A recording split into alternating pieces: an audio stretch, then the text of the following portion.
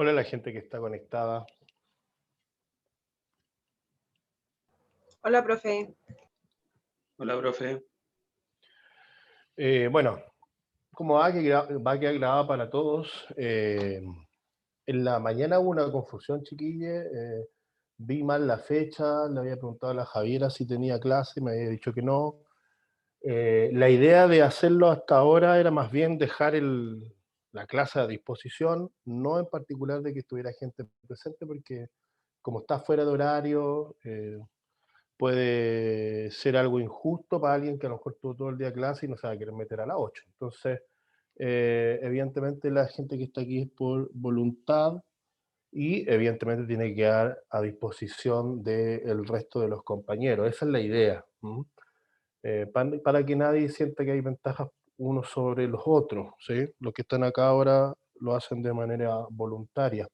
La clase en particular no es tan compleja, es más bien básica y como pueden ver el programa tiene poca anatomía, principalmente porque los tópicos que se tratan conllevan una mayor dedicación en fisiología para poder entender cómo funciona todo esto. Entonces, a todos los que están presentes, que tengan una buena tarde, buena noche y comencemos.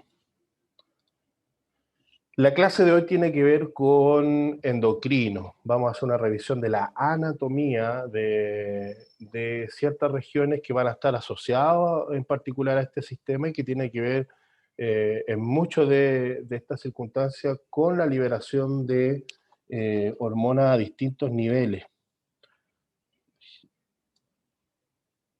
Entonces, lo primero que vamos a revisar es la región diencefálica. Y la región diencefálica está dividida, como usted ya lo sabe, en 4 regiones. Una región central y la más robusta y más grande de todas, que corresponde al tálamo. Lo que nosotros estamos viendo acá es la proyección de los espacios, en este caso asociados al... eh, mm, mm, asociado... Espérenme que alguien... Fernanda dijo hola. Ya pensé que... ahora se ve el cursor. Fíjese, estos espacios van a estar asociados a esta división del diencéfalo, que son núcleos. La más central y la más grande de todas corresponde al tálamo, a la región de transición entre el mesencéfalo y el diencéfalo, que es el subtálamo, que debería estar más o menos a esa altura, hacia la región posterior el epitálamo y hacia la región anterior inferior el hipotálamo, que es la región que nos compete en este momento. Lo que nosotros estamos viendo, insisto, tiene que ver con la proyección de los espacios que se generan a este nivel a partir del sistema ventricular. No estamos viendo las estructuras como tal, sino estamos viendo el espacio que se genera y dónde está posicionado en la profundidad de los hemisferios cerebrales esta estructura. O sea, estoy prácticamente en una proyección más lateral del cerebro sobre el surco lateral, a esa altura, pero en la profundidad usted se va a encontrar con el diencéfalo y en particular con el hipotálamo, que es la región más anteroinferior. Entonces, aquí ya vemos un corte en la línea media del cerebro, donde vemos el tálamo con la adhesión intertalámica, vemos el cuerpo pineal, que constituye junto con la vénulas, que debería ser el giro que está ahí, el epitálamo, la región de transición entre el tronco encefálico, la región más superior del tronco encefálico, que es el mesencéfalo, corresponde al subtálamo. Algunos textos describen también el metatálamo. Ojo con eso. El metatálamo corresponde a los núcleos geniculados del tálamo y a la parte de la región más posterior del tálamo. Entonces, como una subdivisión del tálamo. Podemos ver en esta imagen de Nether que se alcanza a ver una línea a ese nivel. Esa línea corresponde al surco hipotalámico. Ese surco hipotalámico va a diferenciar la masa talámica de la región más anteroinferior que corresponde al hipotálamo. El hipotálamo es un centro vegetativo, chiquille. Por mucho tiempo, por ejemplo, el comienzo de 1900, se creyó que el hipotálamo iba y que cumplía, perdón, una serie de funciones más relevantes, lo más probable de lo que sabemos ahora, principalmente porque la serie de núcleos que van a estar presentes en el hipotálamo tienen la capacidad de generar distintas actividades fisiológicas dentro del cuerpo que pueden incluso modificar la conducta de un individuo. ¿Mm? Recuerden lo que vimos en neuro de las funciones del hipotálamo. Entonces, este surco hipotalámico va a estar separando al tálamo del hipotálamo. Y esa marca la podemos ver. La podemos ver a nivel macroscópico. ¿Mm? Desde una visión inferior, fíjese, aquí ya el corte está sobre el mesencéfalo porque veo los pedúnculos. Uno debería adentrarse en esta región, pasar este punto y se va a encontrar hacia la región más antero-inferior con el hipotálamo. ¿Y qué podemos rescatar de esta imagen? Fíjense, de los que están presentes, ¿saben cómo se llama eso que estoy marcando con el cursor?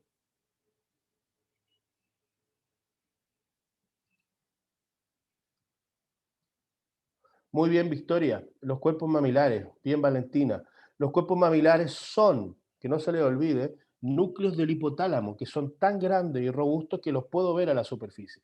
Lo que implica que a ese nivel estoy viendo espacio que está destinado en la profundidad de esta región al hipotálamo. Y el hipotálamo va a tener una conexión anatómica y funcional con la hipófisis. Ya lo van a ver en endocrino, que toda la cascada de reacciones y toda la liberación de una serie de hormonas va a estar determinada por esta región cerebral. O sea, lo que pueda sintetizar el hipotálamo y liberarlo hacia la hipófisis es fundamental para mantener una serie de funciones corporales. Entonces, hay una relación estructural directa entre el hipotálamo y la hipófisis, ya lo vamos a ver.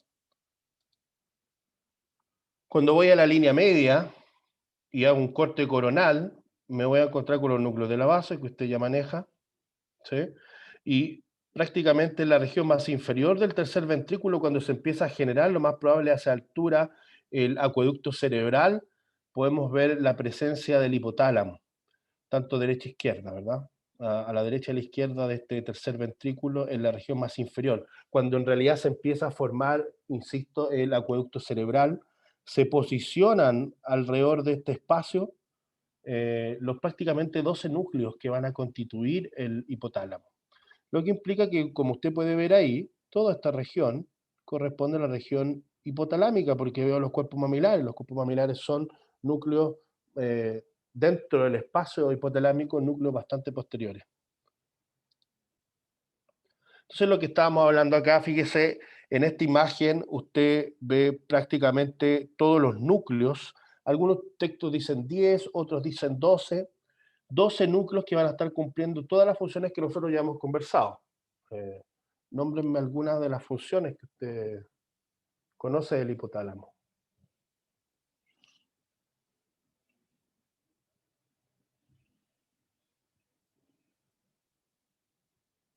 Homostasis, bien. Temperatura, bien, Yerko. Controla la temperatura corporal. Los ciclos circadianos también son controlados por el hipotálamo. ¿Qué es un ciclo circadiano? Sueño-vigilia, por ejemplo, es un ciclo circadiano. La menstruación es un ciclo circadiano. Entonces, todo lo que tenga que ver con ciclo fisiológico, lo más probable va a estar controlado por el hipotálamo. Temperatura, también participa en alimentación y saciedad, que tiene que ver con que me dé hambre y que me dé sed. Conducta sexual, o sea, una serie de funciones que tienen que ver necesariamente con la liberación de factores hormonales, se van a estar determinando en este espacio.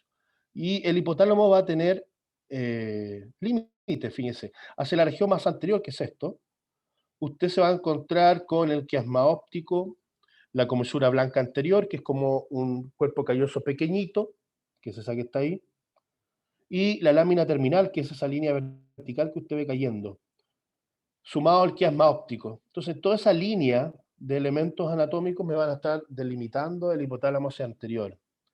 Por la región superior, lo hablamos, fíjese en la imagen anterior, el tercer ventrículo aparece en ese punto junto con el surco hipotalámico que alcanzo a ver aquí. Entonces tengo un límite anterior, tengo un límite superior. Voy a tener un límite inferior que va a estar dado por el tallo hipofisiario, que es prácticamente una zona de continuidad. Ahí usted puede ver parte de las estructuras que van a formar el tuber cinereum, las láminas que van a generar el tuber cinereum, y de ahí en más aparece el tallo hipofisiario que por dentro, lo vamos a ver mejor en otra imagen, cuando se estrecha se pasa a llamar infundíbulo.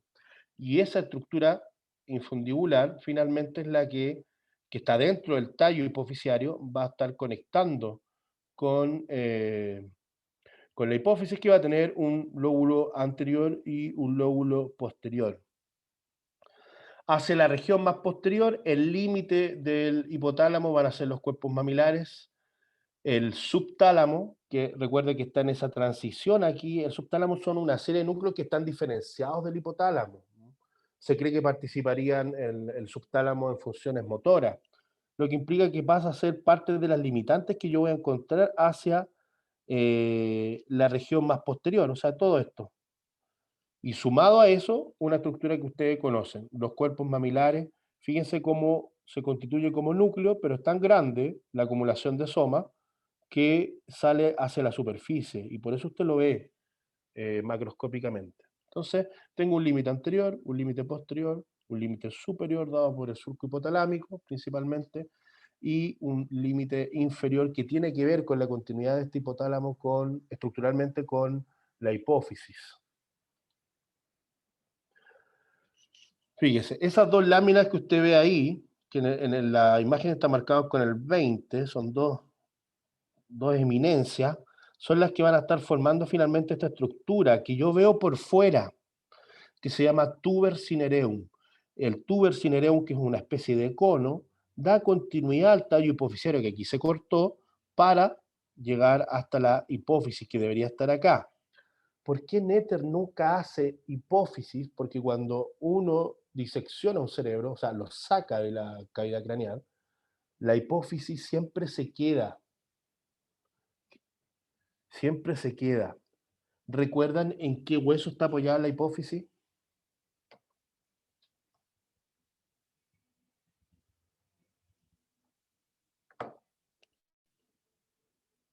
Está apoyada en el esfenoides, en la silla turca.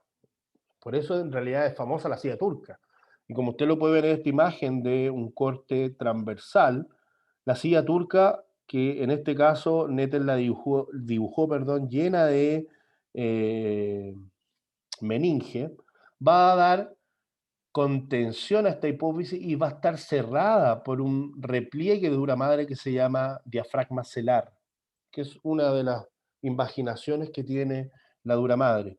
Eso permite el cierre de la silla y la fijación de alguna u otra forma de la hipófisis a la fosa hipofisiaria, del esfenoide. Lo que tiene como consecuencia esto. Entonces, cuando uno saca el cerebro, la hipófisis siempre se queda porque el diafragma celar le impide salir, queda enganchada a la silla turca. Y eso es como un detalle, ¿eh? Regularmente los dibujos de Nether, a no ser que sean específicamente para mostrar la hipófisis, no la tienen porque la disección anatómica, la hipófisis se queda en la silla turca y no se va con el cerebro cuando uno lo disecciona. Valentina, el cono se llama, me devuelvo para que lo veas de nuevo, tuber cinereum. Tuber cinereum. Es un nombre, un detalle, que en realidad la estructura por dentro del tuber cinereum es un estrechamiento del espacio, como podemos ver que se va estrechando, ¿se dan cuenta? Hacia el tallo. La estructura interna del tuber cinereum se define como infundíbulo. Entonces, cuando veo a la hipófisis in situ, lo veo, fíjese, en la silla turca, y además veo algo sumamente relevante en esta imagen que tiene que ver con una serie de estructuras vasculares que van a estar alrededor de la silla turca. En particular, el seno cavernoso, que es el que estoy apuntando aquí a la izquierda de la silla. Este seno cavernoso, que es uno de los tantos senos venosos del encéfalo, tiene una gracia, fíjese, que dentro de él, y como puede ver, se posiciona hacia las regiones laterales de la silla, pero dentro de él van a haber una serie de elementos neurovasculares.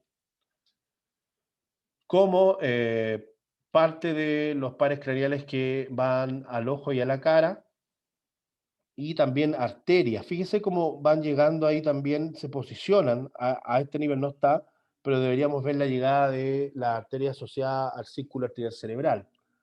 ¿Por qué digo esto? Porque puede pasar que yo tenga una afección, un microtumor o algo, un tumor de frentón, en la hipófisis que genere manifestaciones neurales, dolor, eh, parálisis, una serie de cosas. Y eso está dado por que la silla turca que contiene la hipófisis hacia las regiones laterales, usted se encuentra con este seno cavernoso que contiene estos elementos neurovasculares que podrían verse afectados si estructuralmente la hipófisis se daña o se ve afectada. Aquí en la imagen solo para ver la silla turca, fíjese, los procesos clinoides, el seno esfenoidal, pero la silla como tal, o silla turca o fosa hipofisiaria. Esa es como una pregunta súper accesible dentro de esto. ¿Cuál de los siguientes huesos tiene una relación directa con la hipófisis? Esfenoides a través de la fosa hipofisiaria, que es como se llama ahora, antiguamente llamadas silla turca. ¿Te ve algo ahí? Ven como el seno esfenoidal y ahí está la silla. Se alcanza a ver.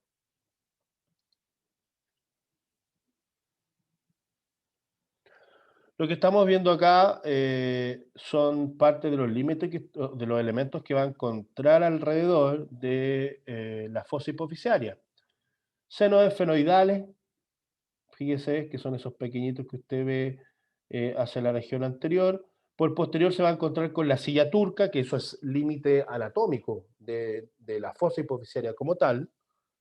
Hacia superior se va a encontrar con el diafragma celar. Ahí debería decir diafragma celar, no cilar, para que lo corrijan después. Celar. Que finalmente lo que hace, y bueno, ahí dice que separa el lóbulo del quiasma, pero termina cerrando la silla. Es como un medio de fijación también para la hipófisis. Por inferior, evidentemente, el seno esfenoidal y los senos esfenoidales. Y hacia lateral, los senos cavernosos y su contenido. Quiero que averigüen, por favor, todos, no solo los que estén acá, cuál es el contenido de estos senos cavernosos. Yo nombré varios aquí. Usted puede ver el nervio trigeminal aquí, pero además pasan los pares craneales que van al ojo.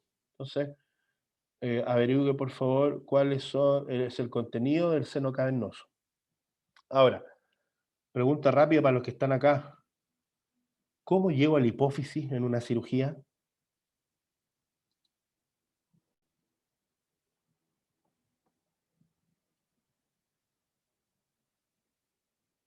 ¿Y si tengo un tumor, Yerko?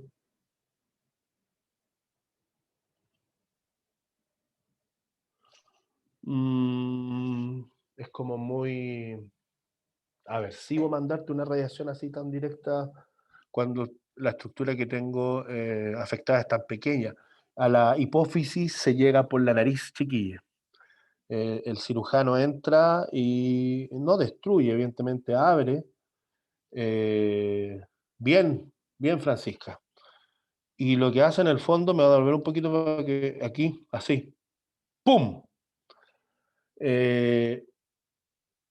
Lo que implica que tienen que meterse a través del seno y ahí abordar quirúrgicamente la hipófisis. No tengo claridad si lo haces por la derecha o por la izquierda, pero el abordaje es a través de la cavidad nasal.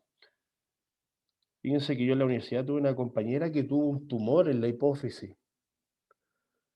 Y una de las características que ella tuvo, Sandra se llama, no murió, es que tuvo prácticamente una desregulación de todos los ciclos.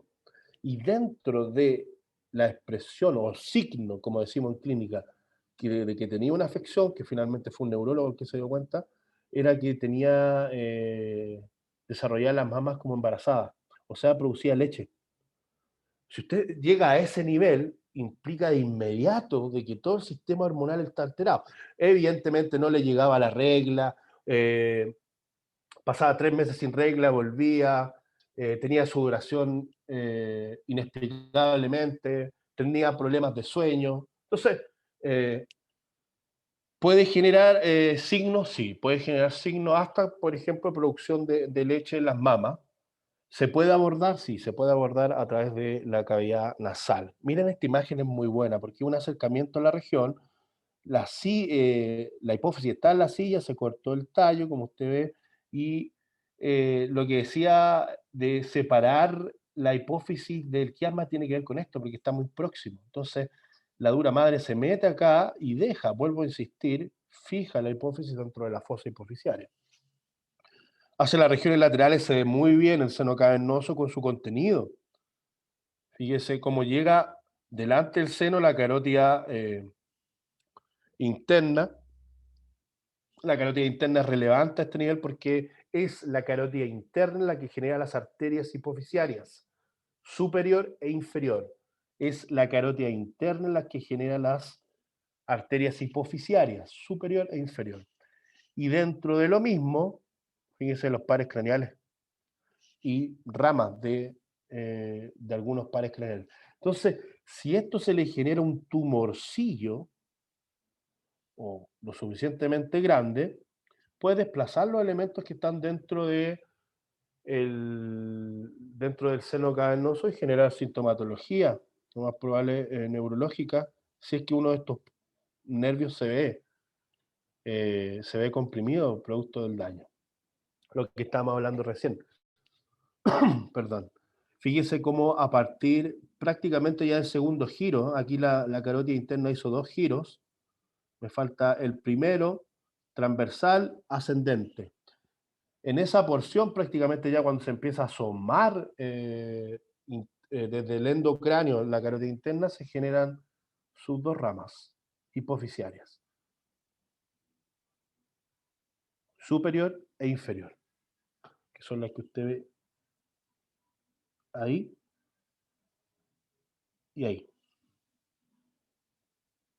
Ambas arterias hipofisiarias, vuelvo a repetir, derivan de la carótida interna. Ahora, esta es la gracia anatómica de esta región. Por arriba tengo el hipotálamo, tengo vasos hipotalámicos, fíjense, que se derivan también de la arteria hipofisiaria superior, y se genera lo que se define como sistema porta hipofisiario, que es parecido, bueno, se le llama porta por lo mismo que se le llama portal hepático, o sea, hay una concentración de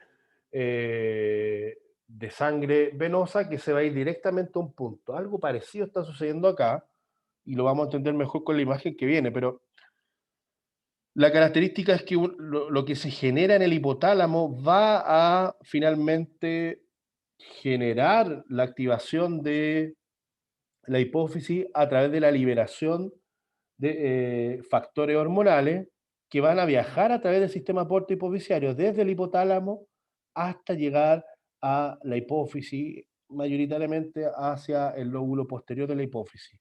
Entonces, tengo todo un sistema venoso y arterial que no solamente se va a encargar de irrigar la estructura, sino que además se va a encargar de trasladar los elementos que se secreten a ese nivel. En este caso, lo que se secrete en hipotálamo para generar la liberación de hormonas, factores liberadores en el fondo, que va a soltar en este sistema porta hipofisiario para llegar hasta la hipófisis y generar la activación y la liberación finalmente de las hormonas clásicas, adenocorticotropina, hormonas folículo-estimulantes, la hormona del crecimiento, van a liberarse a partir de lo que genera los núcleos hipotalámicos, estos factores de liberación hormonal, pero que viajan a través de este sistema porta hipofisiario hasta la hipófisis. Entonces,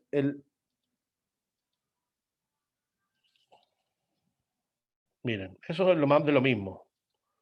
Esto es más o menos parecido, solo que cambiamos la dirección aquí, claro. Pero es esta imagen la que quiero que vean, esta. Las venas de la región profunda del encéfalo van a estar formadas y van a ser afluentes sobre la vena cerebral magna. Fíjense cómo ahí veo la vena basal, que finalmente recibe las venas hipofisiarias. Esta vena basal se va a proyectar, va a cruzar prácticamente hacia posterior el mesencéfalo y va a ser afluente de la vena cerebral magna o vena cerebral mayor. Esta vena cerebral mayor, en términos generales, es la que se encarga de drenar las regiones profundas del cerebro, como usted lo puede ver ahí. Y también recibe sangre venosa de la parte más superior del tronco encefálico y del cerebelo.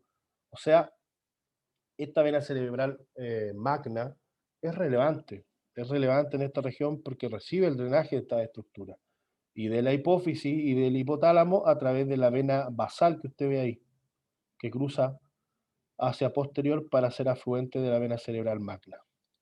Entonces, esta es la imagen que uno debería quedarse. Fíjese cómo vemos las venas portales hipofisiarias. Vemos arriba una serie de núcleos que lo que están haciendo es liberar, fíjense, están liberando factores hormonales y estos factores hormonales toman la vía de hipofisiaria, se meten al vaso y finalmente van a estimular la secreción de hormonas a nivel de la hipófisis o del lóbulo posterior de la hipófisis. La consecuencia de eso es que se genera, fíjese, y esta es la gracia, chiquillos, que a partir de esto, eh, los targets, como le dicen los gringos, los objetivos son a distancia. Entonces, necesariamente tengo que liberar lo que quiero liberar a través de la sangre, y es lo que está pasando acá. O sea, finalmente, a partir de la activación de los núcleos hipotalámicos que generan la liberación de estos factores hormonales que van a activar la hipófisis posterior, que termina secretando, fíjese, distintas hormonas que se liberan al torrente sanguíneo y van a llegar a su objetivo, que puede ser la tiroides, que puede ser la mama, que puede ser el músculo. Y esto a su vez genera una especie de feedback, porque se van a generar hormonas a partir de esta escala que se van a liberar en sangre y esas nuevamente van a llegar y van a estimular ya sea al hipotálamo o a la hipófisis. Entonces, hay una conexión vascular entre el hipotálamo y la hipófisis, específicamente con el lóbulo posterior, que finalmente permite la liberación de hormonas que van a generar la activación de estructuras a distancia. Esa es la gracia de esto. Y eso a su vez genera la liberación de sustancias en sangre, generando un feedback entre las estructuras y entre este eje, que es el eje hipotálamo-hipófisis, hipotálamo-hipófisis. Después usted va a ver que los fisiólogos le ponen un tercer nombre, no sé, hipotálamo-hipófisis adrenal, dependiendo de cuál sea el target activado. Ahora, este eje es fundamental, chiquillos, para toda la actividad hormonal, de hecho. O sea, si usted se da cuenta, su estrés está activado por esta estructura, que termina finalmente llegando a la suprarrenal y liberando cortisol. ¿Mm? Denme un segundo.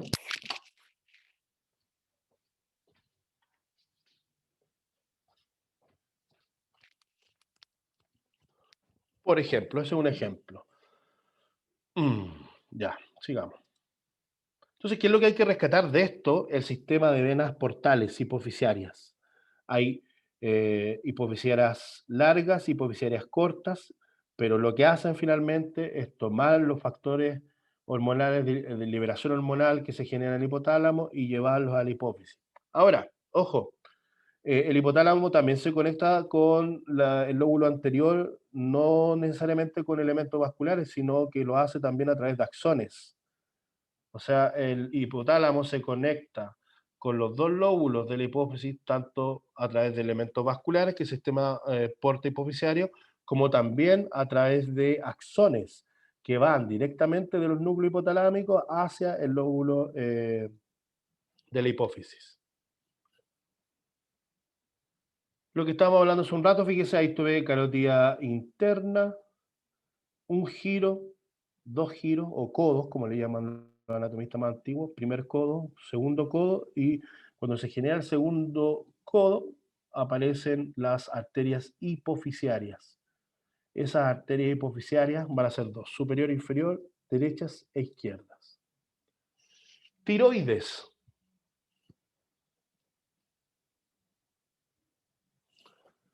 La tiroides es una glándula que usted va a encontrar en la región anterior del cuello. Se va a posicionar entre la laringe y los primeros anillos traqueales. La característica de la hipófisis es que va a contener dos lóbulos, un lóbulo derecho, un lóbulo izquierdo, que van a estar unidos entre sí a través del istmo el istmo de la tiroides. En esta imagen y en la anterior, sí, en la anterior también, usted puede ver parte de un elemento accesorio que va a tener la tiroides, que es el lóbulo piramidal. Este lóbulo piramidal, que va a estar prácticamente en la línea media entre ambos lóbulos, derecho e izquierdo, se proyecta hacia superior y en algunos casos llega a tocar el cartílago tiroides.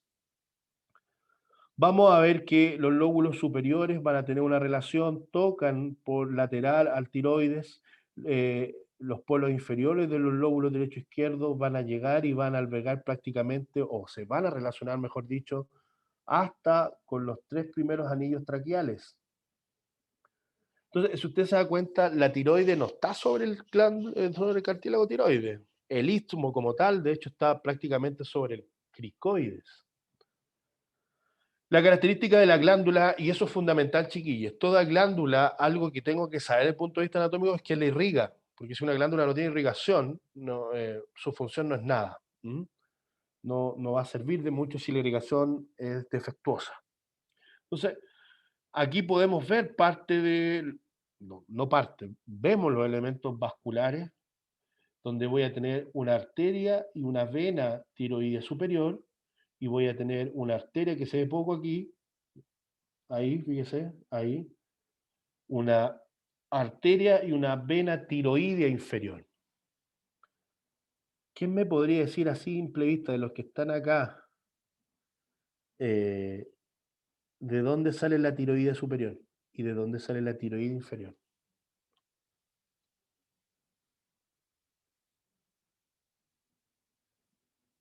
¿Alguien se la juega?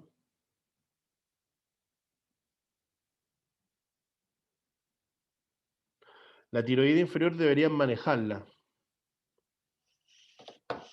No, te llegaste muy abajo, pues, Yerko. La cava. Y tenéis que pensar que vienen de vuelta. La tiroidea superior deberían manejarla porque la tiroidea superior es la primera rama que va hacia anterior de la carótida externa. Después de ella viene la lingual, la facial, y en algunos casos genera el tronco tirolinguofacial. Pero en este caso, y en la imagen de Nether, podemos ver cómo sale de la carótida externa y desciende la tiroidea superior. Tiroidea superior que se va hacia inferior. Siempre digo eso. Pero le decimos superior porque efectivamente irriga la parte más superior de la glándula. Y la tiroidea inferior, como usted puede ver ahí, viene del tronco tirocervical. Este tronco tirocervical es una de las ramas superiores de la arteria subclavia. Ya el nombre del tronco me dice para dónde va. Tirocervical. En este caso, una de sus ramas corresponde a la tiroide inferior. En un abordaje posterior, podemos ver que los polos superiores y parte de los bordes posteriores de los lóbulos se van a relacionar con el constrictor inferior de la laringe, lo alcanzan a tocar, como usted puede ver. Y hacia inferior, fíjese, el polo inferior y parte de este borde posterior van a estar relacionándose con la primera parte del esófago, como usted lo ve ahí. Ahora, ¿qué es lo más relevante que yo tengo que rescatar de acá? Que a partir de las caras posteriores de los lóbulos de la tiroides, usted se va a encontrar con las paratiroides, que son estos cúmulos pequeñitos, estas glándulas pequeñitas, Bien, Valentina. Valentina había puesto subclave, a Yerko también. Bien. Lo que implica que, ¿dónde se encuentran las paratiroides? En las caras posteriores de los lóbulos de la tiroides. Y ahí usted lo puede ver. Hay algunas muestras, me parece, en el laboratorio que algo puedo ver, pero regularmente las paratiroides se pierden después de diseccionada, esta región en particular. Ahora, fíjese que estos tabiques están separados por estructuras fibrosas que finalmente terminan formando lo que definen los histólogos como los folículos, ¿no? Estas formaciones lobulares que tienen que ver con esta división a partir de tejido fibroso que está sobre la glándula, que termina diferenciando los folículos que van a contener las células primordiales de la glándula. Células fundamentales, se puede confundir con primordiales de etapa embrionaria. Visión lateral, veo cómo la glándula a este nivel se relaciona de la región más posterior y lateral con el nervio laringeo recurrente. Este nervio laringeo recurrente es parte de una de las ramas del vago que va a ir a la laringe, lo que implica que va a presentar una relación anatómica en ese punto en particular con los lóbulos derecho e izquierdo de la tiroides. Si vemos la glándula prácticamente in situ, como dicen los anatomistas, nos damos cuenta que los músculos infrayoideos la cubren. Y el músculo que la va a cubrir de inmediato, de manera directa, es el músculo esternotiroideo. Esternotiroides. ¿Sí o no? Está inmediatamente sobre él. ¿Por qué digo eso? Porque, bueno, dentro de los infrayoideos usted tiene músculos superficiales y músculos profundos. En particular, evidentemente, los que se van a relacionar, o el que se va a relacionar directamente con la tiroides, va a ser el músculo más profundo de la región, que en este caso es el esternotiroideo.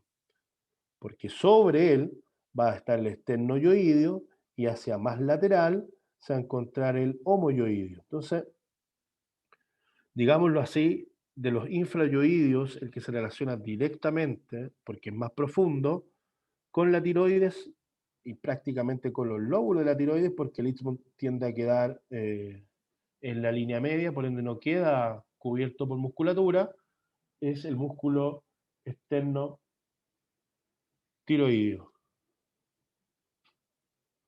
Yerko, levantaste la mano, ¿no?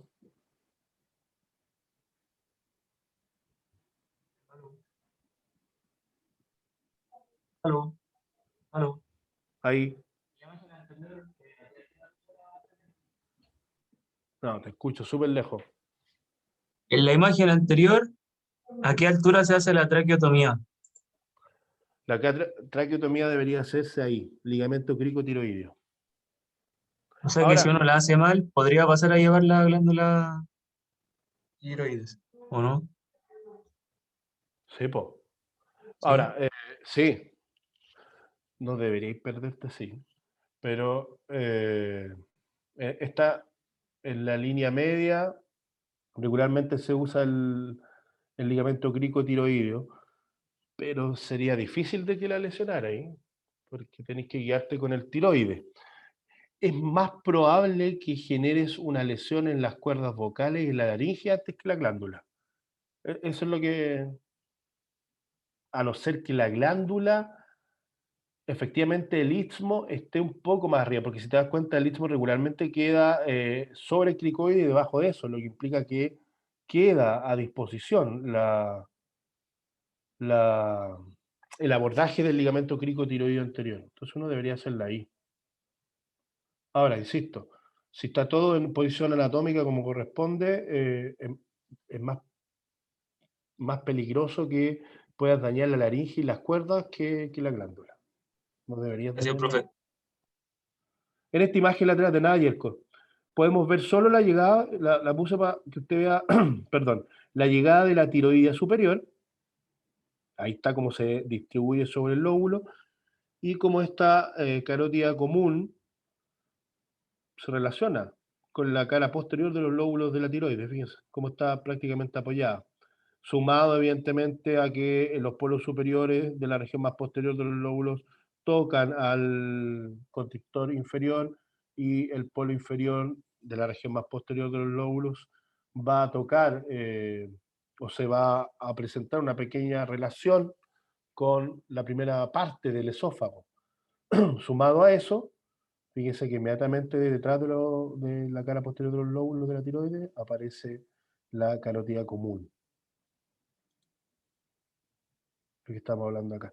Esa queda como que está un poquito más atrás de lo que Nettel la muestra acá, fíjese. Acá la carótida común la está mostrando prácticamente como un elemento que está lateral a la glándula. Sí, yo creo que la imagen más correcta es esa, que se posiciona relativamente posterior al lóbulo. Como esto debería estar un poquito más acá. ¿Mm?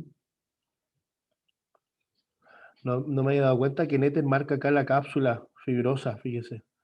Esa cápsula es la que finalmente genera divisiones fibrosas que van a demarcar los folículos de la tiroides. Suprarrenal. Oye, que se ve fea esta imagen. Cuando ustedes tengan la diapo, la achican. En el momento que termine esta clase, le voy a mandar la diapositiva a la Paz, para que queden a disposición. A ver. Bueno, las suprarrenales, como usted sabe, van a estar sobre los polos superiores de los riñones, por ende son elementos retroperitoneales. Son elementos retroperitoneales. Y en estricto rigor, ambas estructuras están encapsuladas, lo que implica que, y en algunos casos, incluso, hay tejido adiposo entre el riñón y la glándula suprarrenal, lo que implica que no se tocan directamente estos elementos. Y además, las suprarrenales van a presentar inclinaciones, como usted puede ver, no están absolutamente verticalizadas, sino que se inclinan hacia la línea media. Y esa inclinación hacia la línea media hace, por ejemplo, de que la suprarrenal izquierda presente una relación hacia medial con la aorta, en cambio la derecha, su relación hacia medial va a ser con la cava inferior. Por superior, las suprarrenales se van a encontrar con el diafragma, y hacia la región anterior, las suprarrenales se van a encontrar con los elementos de la bolsa peritoneal, que es más o menos lo que usted está viendo acá.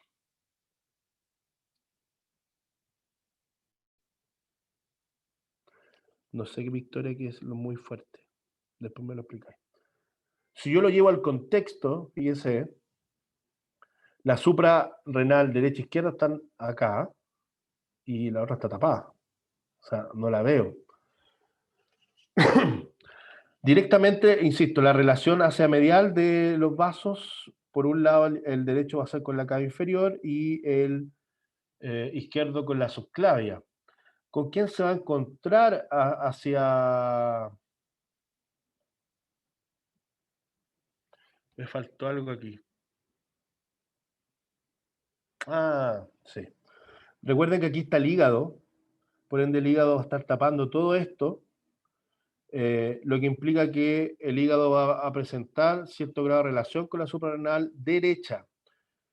Prácticamente la parte más inferior, por anterior, se va a encontrar con el duodeno. En cambio, la izquierda, fíjese, se va a encontrar hacia lateral con el vaso y hacia la región anterior con parte del páncreas y del estómago. Estamos hablando solo de posición, porque estos elementos están en espacios distintos. La gran mayoría de los elementos supramesocólicos, que son los que estamos nombrando acá, son intraperitoneales, insisto. Aquí, fíjese, ahí se hizo el corte, perdón, ahí, del peritoneo, donde efectivamente voy a tener los elementos de la bolsa peritoneal hacia adelante, y detrás de la bolsa peritoneal, en el retroperitoneo, deberían aparecer las suprarrenales.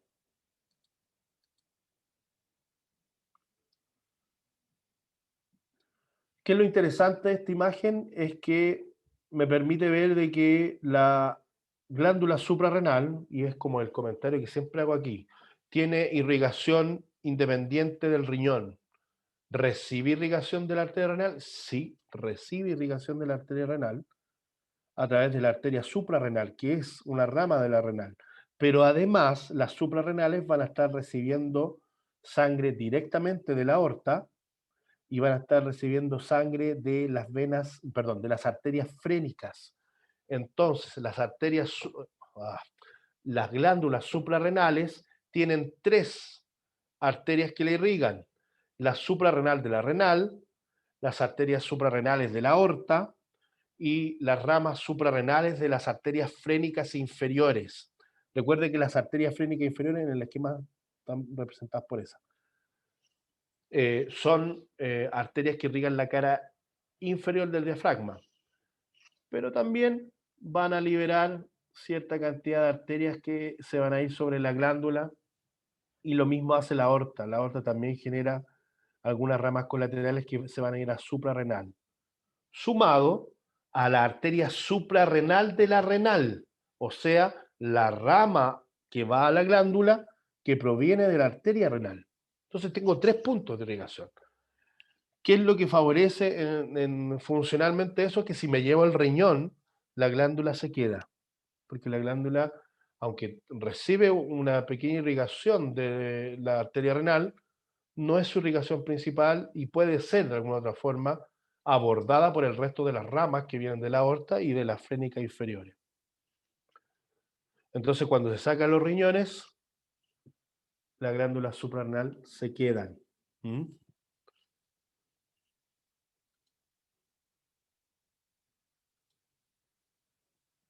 Bueno, esto no tiene que ver con esto, pero en términos súper simples, la característica anatómica de la suprarrenal es que va a tener una cápsula que la envuelve, perdón,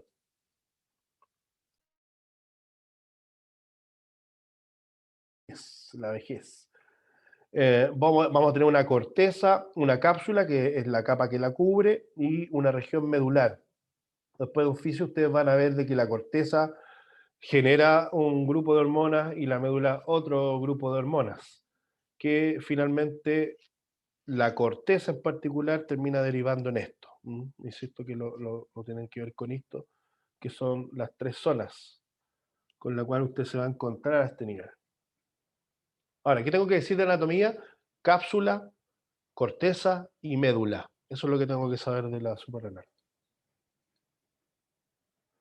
Ahora, páncreas lo voy a nombrar, pero ya lo nombramos y me parece que esto es lo último. Páncreas también es considerado parte de una glándula del sistema endocrino. Ahí usted tiene que haber aprendido páncreas endocrino, exocrino. Bueno, tengo que considerarlo dentro del grupo endocrino. La característica del páncreas es que está dentro de la bolsa peritoneal y es parcialmente peritonizado. Va a tener cuatro partes que se distribuyen de derecha a izquierda, que es la cola, el cuerpo, el cuello y la cabeza. Ya sabemos que la cabeza establece una estrecha relación con la segunda porción descendente del duodeno, porque además es a ese nivel donde conductos del páncreas se adosan a la pared del duodeno para liberar su contenido. Delante del páncreas se va a encontrar el estómago y detrás de la cola y el cuerpo se va a encontrar el vaso, perdón, el riñón. El vaso se va a encontrar hacia la región más lateral de la cola, acá. Ahora, aquí debería el vaso. Lo que estábamos conversando, la glándula tiene un conducto pancreático principal que recorre toda la glándula, que recibe de las distintas divisiones. No sé si a este nivel se le llaman a esas divisiones que son muy parecidas a las de tiroides foliculares, ¿eh? Después me lo dicen. No sé cómo lo dicen los fisiólogos. Pero si usted se da cuenta, a este conducto pancreático principal se le suman pequeños conductos que vienen saliendo de las distintas partes de la glándula. Esos pequeños conductos corresponden a los conductos pancreáticos cortos, que se van sumando al principal. Cuando el conducto pancreático principal llega a la región de cuello y cabeza, se genera un segundo conducto que es el conducto pancreático accesorio. Un segundo conducto de tamaño, porque tiene varios de tamaño más pequeño. Ese conducto pancreático accesorio va a estar adosado a la papila duodenal menor. Y el conducto pancreático principal va a formar la ampolla hepatopancreática junto con el colédoco, que la ampolla es la dilatación en el punto de unión de ambos conductos antes de meterse a la pared del duodeno y tener apertura sobre la papila duodenal mayor. Entonces, vuelvo a repetir, este pancreático principal se une al colédoco, forman a esa altura, está marcada ahí, la ampolla hepatopancreática y ambas estructuras liberan su contenido al duodeno a través de la papila duodenal mayor. Eso, chiquillos. ¿No era mucho? ¿Los que están presentes tienen alguna duda? Yo, profe, ¿cómo se llamaba la ampolla?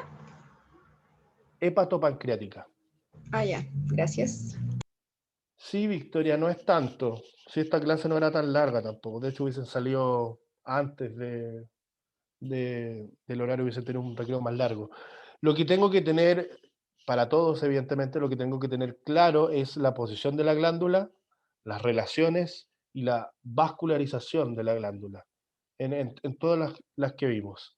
Es lo más fundamental y como se dan cuenta, anatomía va a seguir siendo lo más abordable de este curso. Así que espero que en todo lo que tenga que ver con anatomía saquen la mayor cantidad de puntos posible.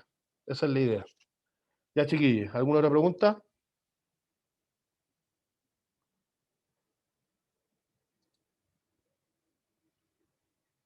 No. Yerko, cuídense. Valentina, Victoria, Rubí. Anato siempre la salvación. Valentina. Nos vemos pronto. Cuídense.